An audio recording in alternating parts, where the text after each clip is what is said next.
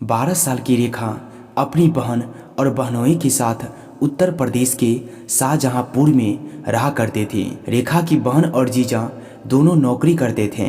वे दोनों सुबह सुबह ड्यूटी के लिए घर से बाहर निकल जाते थे और रेखा को दिन भर घर पर अकेला ही रहना पड़ता था। इनके पड़ोस में दो लड़के रहते थे। दोनों सगे भाई थे।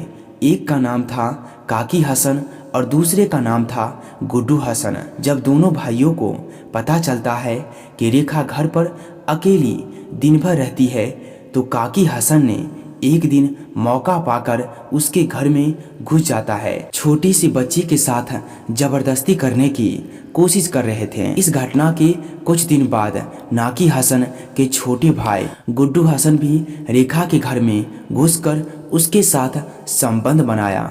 जोर जबरदस्ती की। बच्ची में ना इतनी हिम्मत थी और ना ही इतनी समझ कि वो इस बात की शिकायत अपनी बहन और जीजा से कर पाती।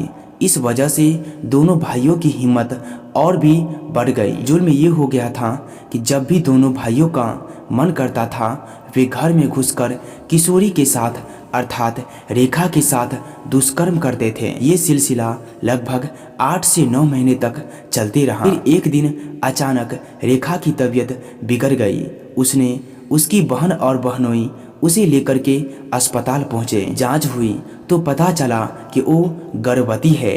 रेखा की जान को खतरा बताकर डॉक्टर ने गर्भपात कराने से मना कर दिया। बदनामी के डर से बच्ची की बहन और बहनोई ने शहर छोड़ने का फैसला किया और वे रेखा को लेकर दूसरे शहर चले गए और 13 साल की उम्र में किशोरी मां बन गई।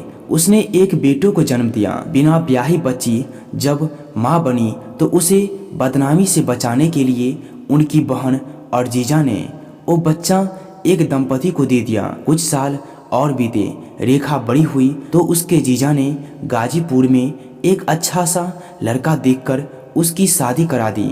रेखा की जिंदगी में अब सब कुछ ठीक ठाक चल रहा था। शादी के बाद उसने एक बेटे को जन्म दिया।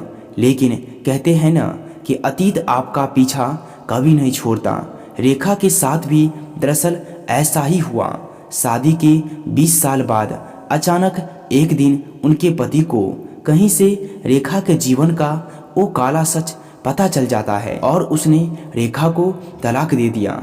अब वो अपने छोटे से बच्चे के साथ अकेले रहने पर मजबूर हो गई। बात सिर्फ इतनी ही होती तो ठीक था, लेकिन किस्मत में तो कुछ और ही कहानी लिखी थी। उसका गोद का जो बेटा था वो बड़ा हो गया। उसने जब अपने माता पिता के बारे में जानना चाहा तो उसकी माँ का नाम बता दिया गया और वो रेखा के पास आ गई, उस दंपति के पास दिए हुए लड़के। बात सिर्फ इतनी ही होती तो ठीक था, लेकिन किस्मत में तो कुछ और ही कहानी लिखी थी और अकेले ही अपने जीवन से जूझने लगा और उनकी परवरिश करने लगी। समय बीतता गया। बड़ा बेटा लगभग 26 साल का हो गया और एक दिन उसे अपने जन्म की कहानी का पता चली। वो सीधा रेखा के पास गया और बंदूक की गोली की तरह एक सवाल पूछ दिया कि मेरा पिता कौन है।